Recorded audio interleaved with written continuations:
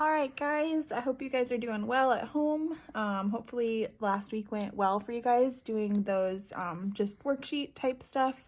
I wanted to just do some videos so that you guys can come in and watch these and just feel more prepared to do some of the work, because I know it might be kind of hard to just read the book and kind of figure that out. So just today's lesson is just talking about story problems and kind of figuring out what information is missing when you read a story problem, because in your work today they're not going to give you all the necessary information to figure it out. So I just want to do a couple examples. So this first one says, I want to buy 3 pounds of oranges.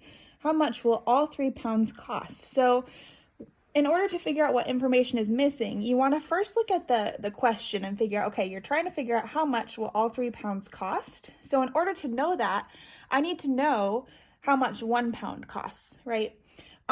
So do I know, and then I would look back at the story problem and say, do I find out that information in what they've given me? And no, it just says that you want to buy 3 pounds.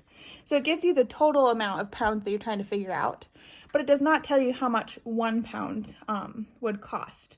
So that would be my answers. I would just say, how much is 1 pound, does 1 pound cost? 1 pound cost. And that would be my answer. Okay. One other example here is Greg went to bed half hour after his sister.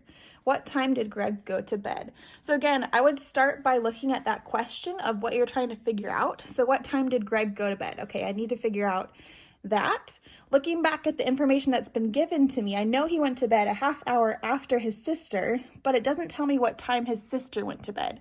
So in order to find out what time that Greg went to bed, I would need to know, I know it's a half hour, but it doesn't give me any specific times. So I would need to know what time did his sister go to bed? Okay, and that would be my answer. Did his sister go to bed?